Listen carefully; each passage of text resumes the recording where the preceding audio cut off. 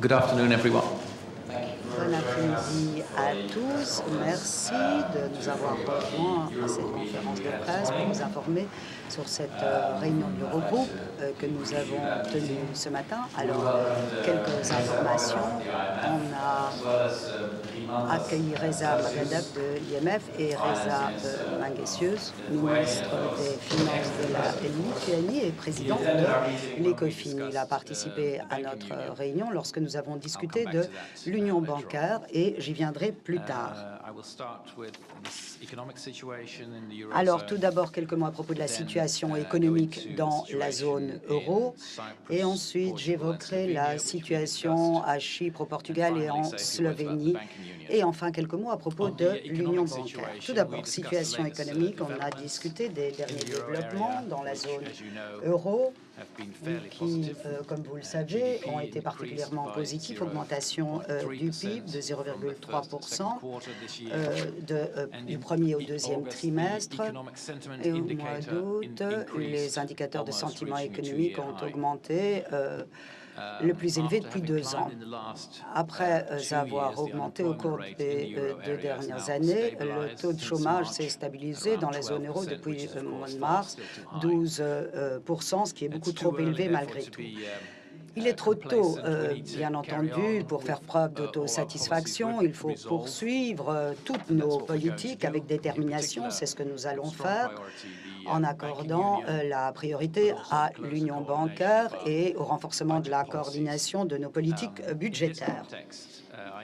Dans ce contexte, j'ai l'intention de convoquer un autre Eurogroupe le 22 novembre pour discuter pour la première fois de l'évaluation faite par la Commission des avant-projets de plan budgétaire des pays. Donc en novembre, nous allons avoir 2 réunions. À propos du Portugal, on a évoqué brièvement la situation où là également les développements sont positifs sur le front économique et politique. Nous avons salué une croissance du PIB supérieure à celle de la moyenne de la zone euro au Portugal, avec réaffirmation du consensus politique dans ce pays, dans une coalition qui soutient le programme dans un nouvel accord de coalition. À cet égard, nous avons été rassurés par notre collègue Aldigert, à savoir que le gouvernement s'engage à poursuivre ce programme. Le respect des conditions devrait permettre une relance sur le long terme. On va discuter de la 8e et de la 9e mission qui se rendront à Lisbonne la semaine prochaine et on va discuter des résultats de cette mission lors de notre prochaine réunion le 14 octobre. Nous avons discuté d'un premier examen du programme chypriote. On a publié une déclaration que vous devriez avoir après cette conférence de presse. Je ne vais pas tout répéter, tout se trouve dans la déclaration, mais les points essentiels, c'est que des progrès ont été enregistrés au cours de l'été avec la sortie de la Banque de Chypre du processus de résolution. On a dessiné une feuille de route pour l'assouplissement et la suppression ultérieure des mesures administratives sur le flux des capitaux. Bien entendu, la mise en œuvre politique reste essentielle pour le succès du programme et l'on sait que l'évolution économique reste incertaine. On s'attend à la mise en œuvre du plan d'action anti-blanchiment et le deuxième décaissement d'1,5 milliard sera fait par le FSM après la révision de la mission. Brièvement, on a discuté également de la situation en Slovénie. La révision de la qualité des actifs et le stress test sont en cours pour 10 banques, y compris les grandes banques, et tout devrait être terminé fin novembre. 2 banques Là, c'est une liquidation ordonnée qui a déjà été ordonnée pour 2 petites banques vendredi dernier. Et on a dit qu'il était très important que le gouvernement slovène essaie d'obtenir la coopération, l'assistance de la BCE ainsi que de la Commission européenne s'agissant de ces problèmes dans le secteur financier. Et enfin, on a évoqué l'union bancaire, pas de manière approfondie. On n'a pas vraiment abordé les détails. La BCE nous a informé des préparatifs du mécanisme unique de surveillance, notamment l'évaluation des banques que devrait entamer ce mécanisme d'ici peu, et mon collègue en dira davantage. On a dit qu'il était important de faire cela de manière rigoureuse, transparente, pour renforcer nos banques qui sont essentielles pour cette relance économique. Ensuite, on a examiné l'agenda pour les prochains mois et également la coopération entre l'Eurogroupe et l'ECOFIN, l'essentiel étant discuté bien évidemment à l'ECOFIN. Il faudra renforcer, bien entendu, cette coopération entre les 2 instances. On a accueilli l'adoption du règlement pour l'établissement du mécanisme unique de surveillance par le Parlement européen hier, ce qui permettra à la BCE de terminer les préparatifs de ce travail en tant que superviseur. On a procédé à un premier échange de vues à propos des arrangements à prendre avant l'achèvement de cet exercice, comme cela avait été mandaté par le Conseil européen de juin. On reviendra à la question des backstops publics au cours des prochains mois et on en discutera de manière détaillée en novembre.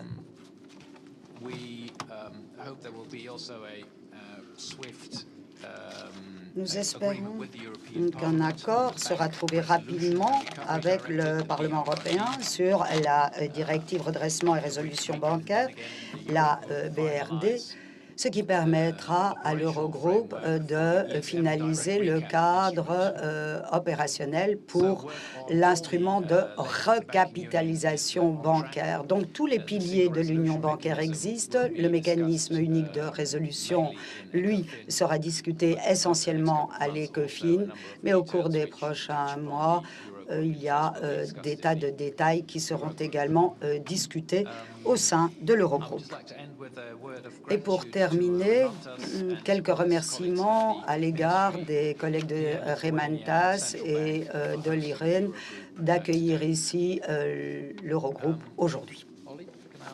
Oli, je vous en prie. Merci, Jeroen. Mesdames et messieurs, bienvenue. Pour ce qui me concerne, je suis très heureux d'être de retour à Vilnius. J'étais à Riga hier, en Lettonie, pour préparer l'adoption de l'euro par la Lettonie le 1er janvier 2014. Et j'ai participé à une conférence avec M. Draghi et d'autres collègues. L'année prochaine, nous aurons probablement le même type de conférence à Vilnius. Bien sûr, tout dépendra du fait de savoir si la Lituanie peut répondre aux conditions d'accès à l'eurozone, qui sont bien connues entre-temps. Mais je soutiens les États baltes depuis longtemps dans leur intégration européenne. Et je note avec satisfaction que ces pays, les 3, ont bien récupéré après la crise et sont en croissance robuste. Cela montre bien que l'élargissement de l'Union est un élan de transformation pacifique puissant pour ce qui est de notre continent. En ce qui concerne l'économie européenne, l'été a apporté des signes encourageants l'économie européenne semble être maintenant à un point de renversement. Les chiffres que nous avons eus pour le PIB au deuxième trimestre sont un peu supérieurs à ce qui avait été prévu, même si c'est assez conforme aux prévisions de la Commission. Et on peut dire que la reprise graduelle est en train de s'instaurer en Europe. Et nous espérons qu'elle se renforcera dans les mois qui vont suivre pour rester de plus en plus solide et s'accroître encore en 2014. Mais ça ne veut pas dire pour autant que le moment soit venu de se réjouir et de crier que la crise est terminée. Ça serait prématuré. Le risque, le pire, serait l'autosatisfaction pour ce qui est de cette situation. Il n'y a pas de place pour l'autosatisfaction pour ce qui est des politiques et de la réforme. C'est un luxe que nous ne pouvons pas nous payer. Le chômage reste à des niveaux dramatiques dans certains pays du sud de l'Europe. De nombreux ménages et entreprises, surtout des PME, luttent pour obtenir des crédits. Donc, il faut encore travailler pour éliminer les goulots d'étranglement de la croissance, qui sont encore des obstacles. Et il faut donc garder un rythme dans la réforme, accélérer même le rythme dans certains cas, pour que nos économies retrouvent la création d'emplois et la croissance durable. Nous avons donc 3 mois de travail intense à réaliser dans les États membres et au niveau européen. D'ici octobre, les pays qui ont reçu de nouvelles recommandations du Conseil en juillet devront corriger leur PDE, leur déficit excessif. Ils doivent prendre des mesures efficaces pour appliquer les recommandations du Conseil. Ils doivent aussi, de manière plus concrète, présenter des plans de réformes structurelles et de réformes budgétaires. Et d'ici le 15 octobre, donc d'ici la mi-octobre, les pays de la zone euro devront avoir présenté leurs prévisions budgétaires et leurs plans pour l'année suivante, à soumettre donc à la Commission et à l'Eurogroupe.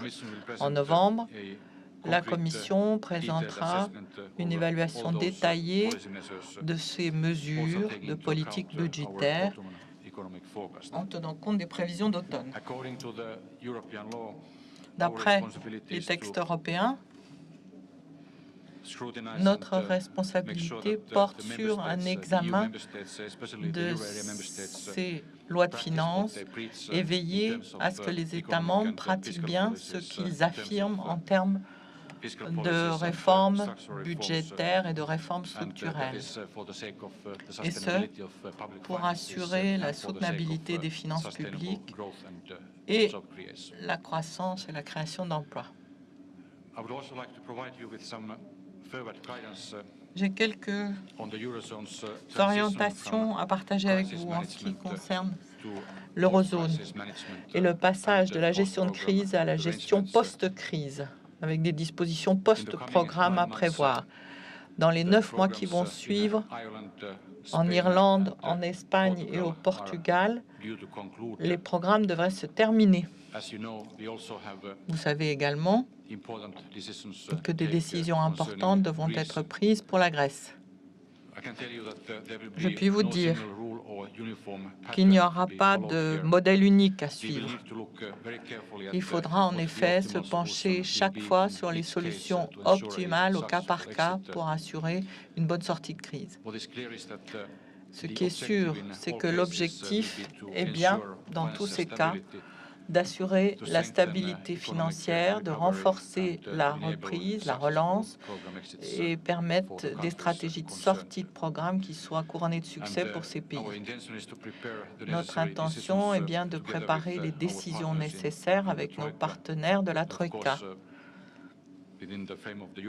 et ce, bien sûr, dans le cadre de l'Eurogroupe, pour que les décisions puissent ensuite être prises dans les temps. Enfin, nous sommes au 5e anniversaire de l'effondrement de Lehman Brothers, qui a déclenché la crise la pire depuis la Deuxième Guerre mondiale dans le monde. Cette crise financière n'était pas un miracle de Dieu, c'était en fait la conséquence de la non-action des décideurs politiques, parfois, au niveau européen comme au niveau américain, avec le déclenchement de toute une série de risques qui jusqu'alors avaient été sous-estimés ou ignorés, avec des déséquilibres tels qu'on est arrivé à des situations pour lesquelles il était trop tard pour agir. On n'a pas respecté les règles minimales de prudence. Nous avons depuis appris de cette crise financière et on essaye maintenant de mettre en place ce qui nous permettra d'éviter de retrouver ces situations. Au plan mondial comme en Europe, la réglementation financière et la supervision ont été renforcées. En 2008, qui aurait pensé qu'on serait d'accord pour aujourd'hui avoir un mécanisme de supervision unique? Qui aurait pensé à l'époque qu'on aurait pu renforcer notre gouvernance économique dans les limites auxquelles on est arrivé aujourd'hui? Ça n'empêche qu'il ne faut pas abaisser pour autant la garde au niveau des décideurs politiques, dans les capitales et au niveau européen, pas plus qu'au G20 ou au FMI. Tous doivent rester vigilants pour que l'expérience de cette crise financière de 2008, de septembre 2008, reste dans les livres d'histoire. Merci, je m'arrêterai là. Jörg Asmussen from the ECB. Je vous en prie. La BCE. Tout d'abord, j'étais ravi d'entendre que la Commission applique également ce concept d'orientation prospective. En fait, je peux partager tout ce qui a été dit jusqu'à présent, mais je vais surtout me concentrer sur l'union bancaire, parce que pour nous, c'est vraiment une étape majeure d'intégration en Europe depuis l'introduction de l'euro. Or, vous le savez, à la BCE, nous nous sommes félicités de l'adoption du règlement sur le mécanisme unique de surveillance par le Parlement hier, et nous espérons maintenant que ce règlement pourra être approuvé par le Conseil. Ce n'est qu'après que nous pourrons créer le Conseil de supervision avec la désignation du président et du vice-président, parce que ce Conseil devra prendre un certain nombre de décisions essentielles. Vous le savez,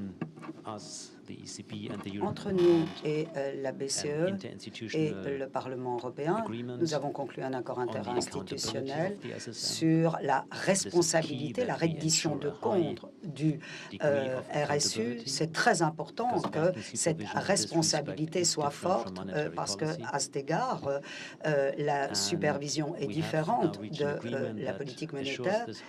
Et nous avons maintenant un accord permettant ce degré très élevé de responsabilité tout en garantissant la protection des informations confidentielles. Et les préparatifs de ce MSU progressent bien. Nous avons progressé en permanence depuis l'été et nous devrions être prêts à faire fonctionner ce mécanisme à l'automne prochain. C'est un calendrier ambitieux, mais envisageable. Et nous progressons dans nos préparatifs dans 4 domaines. Tout d'abord, nous mettons au point un manuel de supervision qui décrit les procédures de coopération au sein de ce mécanisme et avec les autorités qui sont en dehors de ce mécanisme. Deuxièmement, nous préparons le rapportage en matière de supervision qui permettra d'uniformiser la manière dont sont rapportées les informations. On a un modèle qui fait l'objet d'un test pilote avec des données pilotes. Troisièmement, nous préparons les préparatifs d'un règlement de supervision qui inclura la méthodologie permettant d'identifier les banques significatives. Ce règlement cadre sera soumis à une consultation publique à l'automne de cette année. Et enfin, quatrième domaine qui retient toute notre attention pour le moment, c'est l'évaluation bilantaire qui interviendra pour toutes les banques qui seront directement supervisées par la BCE. Vous le savez, il y aura toute une série d'éléments qui seront pris en compte. Il s'agira essentiellement d'une évaluation bilantaire suivie d'un stress test. Et selon nous, on ne peut pas suffisamment souligner l'importance de cet exercice. Effectivement, c'est une occasion en or et longuement attendue pour créer toute la transparence sur les bilans des banques et finalement aboutir à la réparation de ces bilans bancaires. Et jusqu'à présent, les stress tests effectués n'ont pas permis de créer cette transparence et de réparer ces bilans bancaires. C'est donc notre troisième et peut-être notre dernière chance d'y arriver. Et pour nous, c'est vraiment d'une importance tout à fait essentielle parce que sans cette réparation, une relance de l'approvisionnement en crédit par le secteur bancaire, qui est tout à fait essentiel si on veut aller sur la voie de la croissance, cela ne se fera tout simplement pas.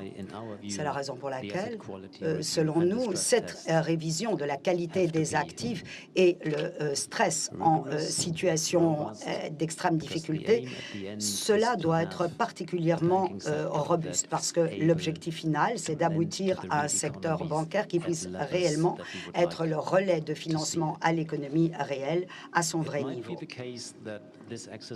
Alors, il se peut que cet exercice exige une recapitalisation.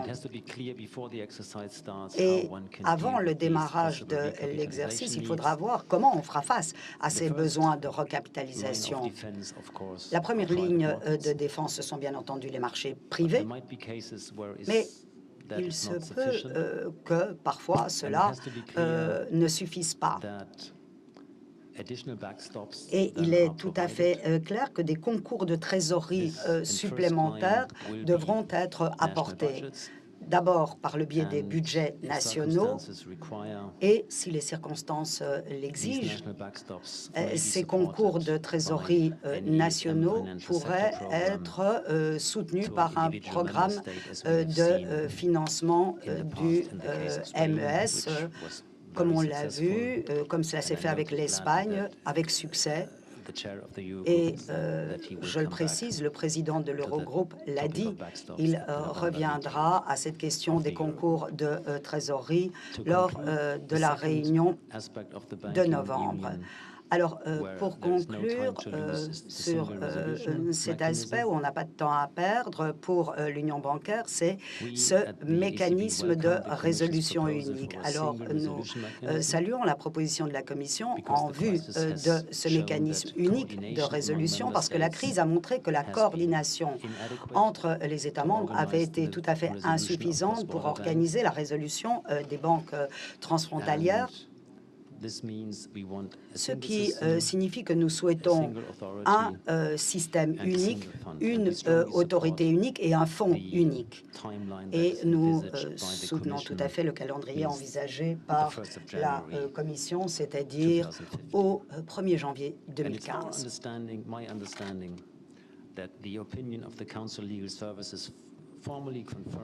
Selon moi, l'avis du service juridique du Conseil confirme que l'article 114 suffit comme base légale, y compris pour créer un fonds unique de résolution. Cet avis est d'ailleurs partagé par notre service juridique, donc le service juridique de la BCE, à savoir que l'article 114 est une base légale robuste et suffisante.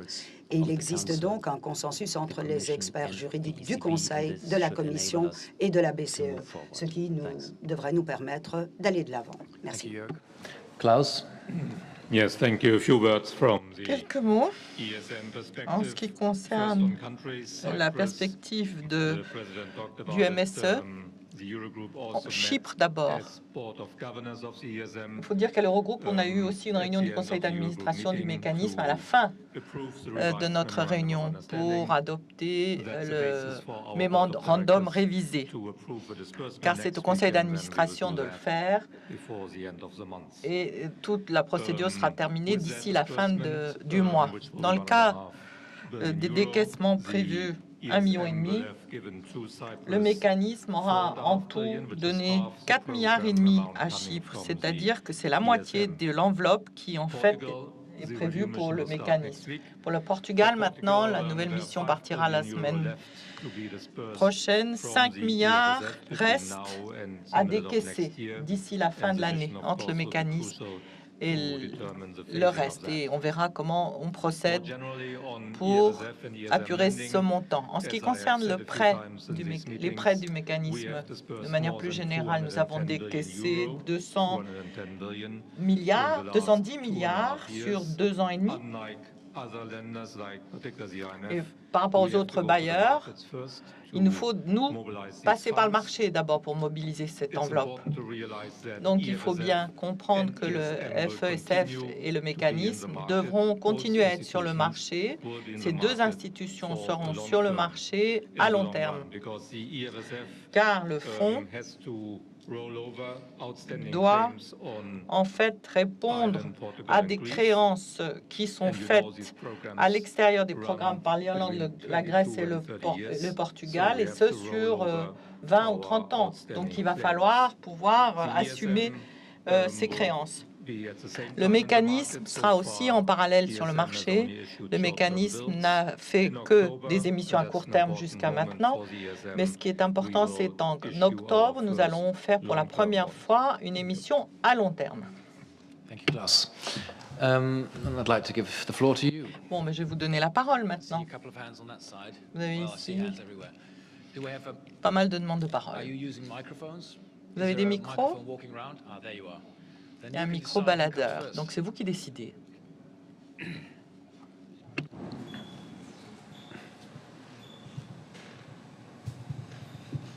My advice for you will be to hold on to the microphone because otherwise you'll never get it back. Gardez le micro parce qu'on ne vous le rendra jamais. Question on France, no surprise. Your two neighbors, Mr. Rehn and Mr. Asmussen, has been quoted in the last hours or days saying that reforms in France are not going fast or deep enough. Just want to know if you share this view, if the question was raised or even discussed during the Eurogroup, and if Mr. Moscovici was given any chance to answer. Lorsqu'on a discuté de la situation économique, un certain nombre de collègues nous a informés de l'état d'avancement du dossier dans leur pays en fonction de leur situation politique. En ce qui concerne la réforme structurelle, les mesures budgétaires, M. Moscovici nous a informé des mesures adoptées en France. Ce n'est pas à moi de juger s'il y a eu assez de progrès. En fait, c'est une responsabilité de la Commission et du commissaire au moment X. Alors, c'est peut-être lui qui interviendra là-dessus. Nous avons juste fait le point de la situation prévalant dans certains pays quant à ces dossiers, y compris la France. Just to say that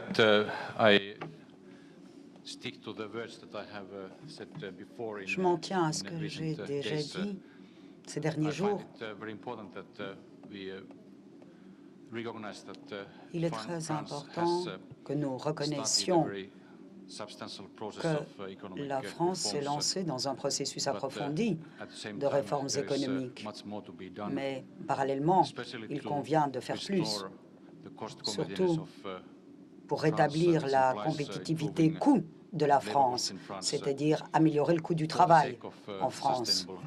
Si on veut aboutir à cette relance durable et à la création d'emplois, ce que veut le peuple français. On travaille en plein partenariat avec le gouvernement français et nous continuons à faire notre travail, c'est-à-dire être responsable du monitoring, de la surveillance des réformes économiques en France comme ailleurs. Et nous réexaminerons tout cela en octobre-novembre lorsqu'on aura reçu les avant-projets budgétaires et on pourra à ce moment-là évaluer les réformes structurelles en novembre. Et cela sera fait pour tous les membres de la zone euro, même pour tous les membres de l'Union européenne. Vous le savez, tous les pays doivent transmettre leur avant-projet de budget à la Commission avant le 15 octobre et la Commission donne son évaluation avant le 15 novembre. C'est la raison pour laquelle on aura cette réunion supplémentaire de l'Eurogroupe le 22 pour parler de ces avant-projets de budget ainsi que de l'évaluation qu'aura faite la Commission de ces objectifs et des résultats. Now should be working. Giovanna Pancari-Ska Italia gonna continue in this line, but my country is Italy. So this morning Donc, je viens d'Italie et apparemment ce matin, vous avez parlé également de la situation politique en Italie. Est-ce que M. Saccomanni vous a parlé de la situation italienne pendant l'Eurogroupe à l'adresse de M. Rehn? Hier, vous avez dit que l'Italie risquait de ne pas atteindre les objectifs budgétaires, notamment par rapport aux objectifs en termes de déficit. Est-ce que vous partagez ces préoccupations s'agissant des objectifs budgétaires? Réponse. Ce matin, tout ce que j'ai dit, et cela je peux le dire pour plusieurs pays, c'est l'importance de la stabilité politique. Si nous voulons progresser pour ce qui est des problèmes budgétaires, des réformes structurelles, la stabilité politique est essentielle. Cela concerne tous les pays, même le mien, donc également l'Italie. Monsieur Saccomanni nous a informé aujourd'hui des progrès enregistrés en Italie. Même chose pour ce qu'on a dit à propos de la France concernant la suite des événements en octobre et novembre. Alors, je voudrais avaliser tout à fait ce qui vient d'être dit par Jeroen. La stabilité politique est tout à fait essentielle pour la relance économique en Italie, comme dans d'autres pays. S'agissant de votre question à propos de savoir si l'Italie pourra répondre à ses objectifs budgétaires, le ministre Saccomanni a souligné que l'Italie allait respecter ses engagements et respecter ses objectifs budgétaires et ne plus donc être visée par une PDE. Moi, je fais confiance au gouvernement italien. Je suis sûr qu'il veillera à ce que cela se produise. C'est tout à fait essentiel pour la durabilité des finances publiques en Italie et pour permettre d'aboutir à une relance durable, à donc de la croissance et de la création d'emplois. Jürgen Betz, Associated Press. Question for you, Mr. Asmussen. You said Monsieur Rasmussen, vous avez dit de manière non équivoque que, en ce qui concerne la BCE, la base juridique est suffisante pour le MRU. Alors, Monsieur Schäuble a bien reçu le message parce qu'il dit que non, lui. Enfin, c'est ce que disent les Allemands. Je n'en ai pas discuté avec mon ex-patron pendant cette réunion de ce matin.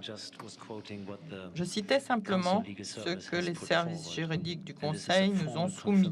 Il s'agit d'une confirmation officielle.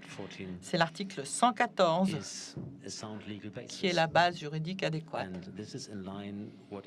Et ça correspond à ce que nous pensons à la BCE. Notre avis sera également formel. On doit le faire pour le MRU. Ça devrait intervenir, je crois, je ne sais pas bien la date, mais ça sera pendant l'automne. Mais nous pensons effectivement que l'article 114 est une base juridique solide. Donc il y a un consensus entre experts juridiques du Conseil et de la Commission ainsi que de la Banque. Donc ça veut dire qu'on peut avancer et qu'on devrait avancer sur le deuxième élément clé de cette union bancaire. Let's move over to that side for a couple of questions.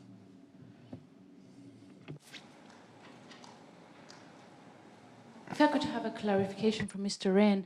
Monsieur Rehn, Vous avez dit que d'ici 9 mois, vous allez mettre en place une stratégie pour essayer de remettre sur le marché les pays qui étaient dans le bail-out, si les conditions financières le permettent. Pour la Grèce, ça veut dire qu'il vous faudra 9 mois pour préparer ce plan, ou est-ce que vous pensez que dans 9 mois, la Grèce sera en situation de revenir sur le marché? Et Monsieur Rasmussen, il y a quand même des signes dans l'environnement qui disent qu'il y a un retour à la croissance, certes, pour la Grèce, mais en ce qui concerne les déséquilibres dans certains pays comme l'Italie, où on est encore sur une voie de récession alors que d'autres vont vers une voie de croissance plus solide, qu'est-ce que vous en pensez? En fait, je parlais d'une décision permettant de garantir une sortie réussie des programmes pour des pays tels que l'Espagne, le Portugal et l'Irlande. J'ai dit que nous allions devoir prendre des décisions importantes pour la Grèce. Nous le savons, pour la Grèce, les défis économiques se sont situés sur plusieurs fronts, tant quantitativement que qualitativement. Il faudra maintenant évaluer les besoins de financement ainsi que les trous budgétaires à temps. Et je pense que maintenant, il va falloir se concentrer sur les besoins de financement, je le répète, et sur les trous budgétaires, et ce, lors de la prochaine mission de réexamen qui devrait commencer dès lundi, mardi prochain. Mais à ce stade, il est prématuré pour s'exprimer de manière définitive, a fortiori citer des chiffres à propos des éventuels besoins de financement de la Grèce dans les mois à venir. Donc, on y reviendra lorsqu'on aura terminé l'analyse économique et qu'on aura évalué les besoins de financement, donc après la prochaine mission de lundi prochain.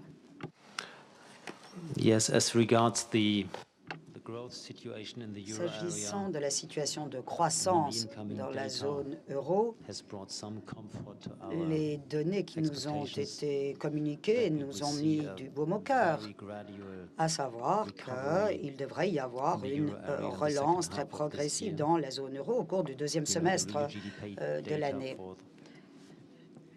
Les données PIB pour le deuxième trimestre, depuis la première fois, était en positif depuis les 6 derniers trimestres, chiffre plus important que prévu, mais cela était essentiellement tiré par des développements dans les grandes économies européennes. Mais on a pu également enregistrer des améliorations dans tous les pays de la zone euro, y compris dans les zones assujetties à programme telles que le Portugal. Et cette augmentation du PIB dans la zone euro a été partiellement temporaire, essentiellement due aux mauvaises conditions climatiques au début de l'année. Et donc, ces effets vont disparaître et ne plus soutenir la croissance au cours du troisième trimestre. Et donc, les indicateurs disponibles confirment nos attentes, c'est-à-dire une relance très progressive et très lente. Donc, de jeunes pousses vertes, mais pas de quoi se réjouir trop. Je pourrais peut-être en dire davantage sur les différents programmes et leur évolution. On a beaucoup spéculé à propos de ces programmes, nouveaux programmes, stratégies de sortie. On a même cité des chiffres. Et je pense qu'il serait utile qu'on vous donne une idée de nos calendriers à ce sujet. Sur base du quatrième réexamen, on devrait revenir le 15 novembre à l'Espagne et au Portugal. Vous le savez, le programme bancaire espagnol vient à expiration en décembre. En novembre, nous reviendrons également à l'Irlande et à la stratégie de sortie pour ce pays. Et comme l'a dit Oli, à propos du programme actuel, pour la Grèce, on fera le point de la situation, soit en novembre, soit en décembre, sur base du réexamen,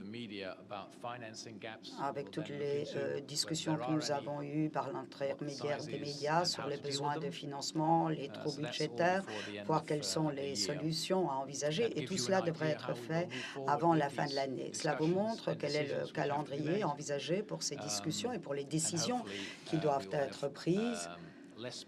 Et nous espérons qu'à ce moment-là, on aura moins de spéculation et plus de décisions tangibles au cours des prochains mois. Armelando from the Spanish news agency Europa Press, precisely on Spain. Pour l'Espagne, justement, une question pour M. Rehn, M. Rasmussen. À votre avis, quelle serait l'option préférable de sortie de programme pour l'Espagne? Une extension du programme et puis une analyse de qualité des actifs faite par la BCE, ou bien qu'est-ce qu'il y a d'autre comme option? Quelle serait votre évaluation aussi de la réforme des retraites en Espagne? Pour ce qui est de la réforme des retraites, nous sommes en train de l'analyser. Nous y reviendrons. Ça fera partie de notre évaluation approfondie dans le cadre de l'examen de la réforme structurelle qui est envisagée pour l'automne. Quant à votre question sur la sortie de programme de l'Espagne, c'est prématuré.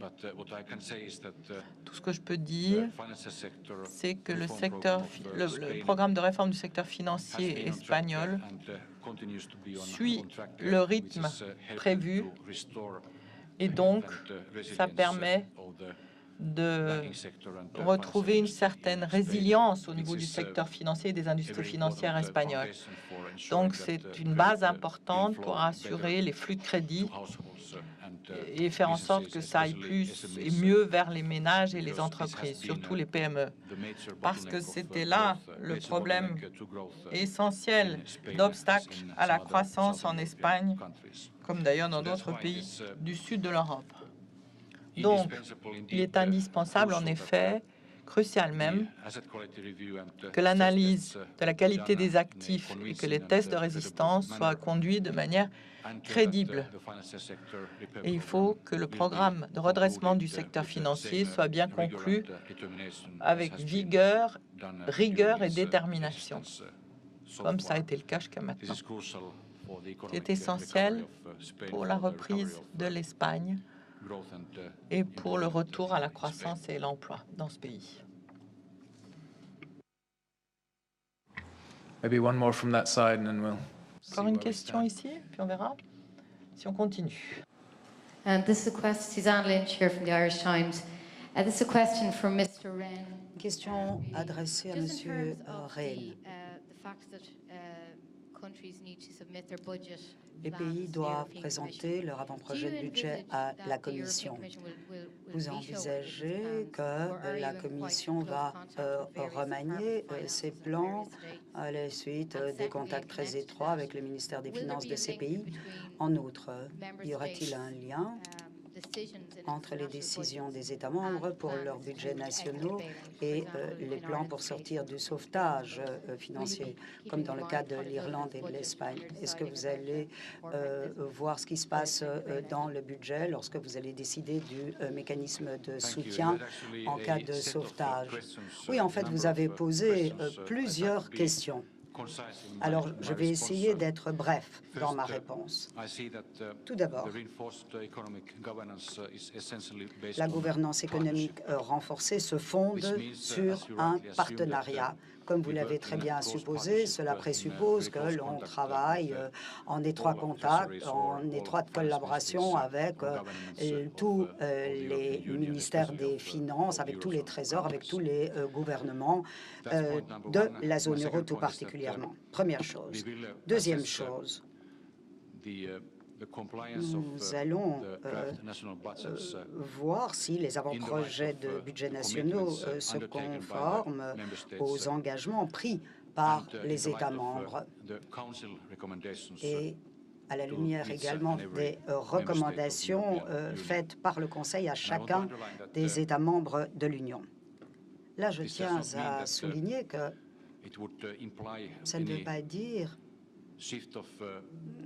que cela entraînerait un transfert des compétences budgétaires des pays vers Bruxelles. Ce n'est pas là du tout la question. Non, le Conseil et le Parlement ont tous deux mandaté la Commission de voir si les États membres font dans le concret ce qu'ils disent et s'ils font ce à quoi ils s'engagent dans le cadre de ces réformes économiques, de ces réformes structurelles pour soutenir la croissance et la création d'emplois. Voilà quel est l'objectif de cet exercice. Et je l'ai déjà dit, nous allons le faire avec toute la rigueur nécessaire, mais également animé d'un esprit de partenariat, parce que c'est ce sur quoi est fondée cette nouvelle gouvernance économique. Deux questions seulement, parce qu'après, il faut que nous rejoignions nos collègues au déjeuner.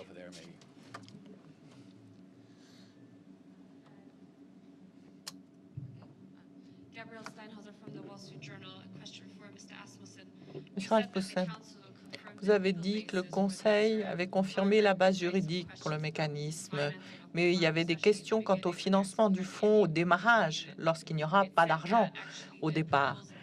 Donc, on a dit qu'il fallait des garanties supplémentaires pour protéger les budgets nationaux. Est-ce que vous pensez qu'il est crédible d'avoir un fonds unique sans faire appel aux budgets nationaux? Comment ça va être financé? Comment on va pouvoir faire pour lever de l'argent? Comment ça se fera? Avec quelle base? Est-ce qu'il faudra un capital propre? Est-ce qu'il y aura des garanties d'institutions financières derrière? Comment ça va fonctionner ce fonds au départ?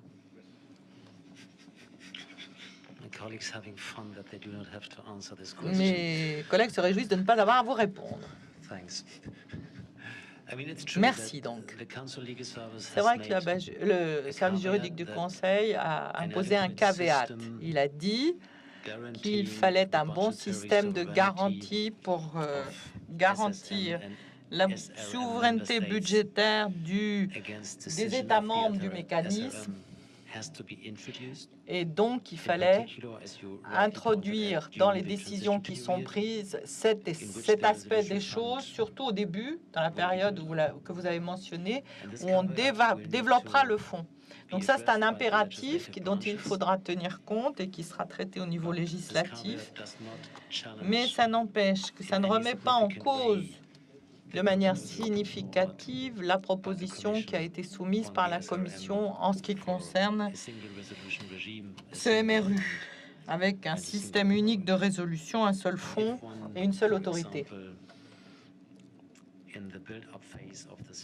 Et dans la phase de démarrage du fonds, si on a besoin de backstop, donc de caution, ça peut se faire de manière neutre sur le plan budgétaire par rapport au mécanisme existant. Bon. Au début, au démarrage, s'il faut faire appel au fonds de résolution unique qui serait financé par des contributions du secteur, s'il n'y a pas assez d'argent par ce biais-là, à ce moment-là, le mécanisme ne pourra pas aller au-delà. Dans le système actuel, le mécanisme pourrait prêter de l'argent au fonds et ensuite, avec les contributions bancaires, il y aura la possibilité de rembourser finalement ce prélèvement au niveau du mécanisme. Mais il n'y a pas de transfert possible directement du mécanisme vers le mécanisme de résolution unique.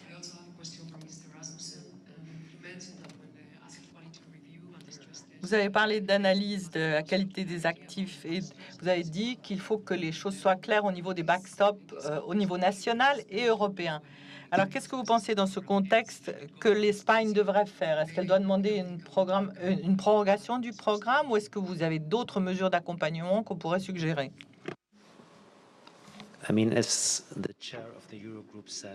Comme l'a dit le président de l'Eurogroupe, nous reviendrons à la situation de l'Espagne en novembre. La condition de backstop pour nous n'est liée à aucun pays spécifiquement. Cela vaut pour tous les pays qui participent au mécanisme de surveillance unique. D'abord les marchés, puis les budgets nationaux, et ensuite le MES existant, et dans des circonstances très rares et tout à fait exceptionnelles et fort peu probables, une recapitalisation bancaire directe par le MES. De toute façon, il y a les lignes directrices de la Commission qui prévoient les règles de renflouement interne qui devront être appliquées. J'ai cru comprendre qu'il y avait pas mal de questions factuelles à propos du stress test et de la révision de la qualité des actifs. Et là, je peux vous dire que le président de la BCE va répondre en public à toutes ces questions au mois d'octobre. Merci. On en restera là pour le moment. Merci.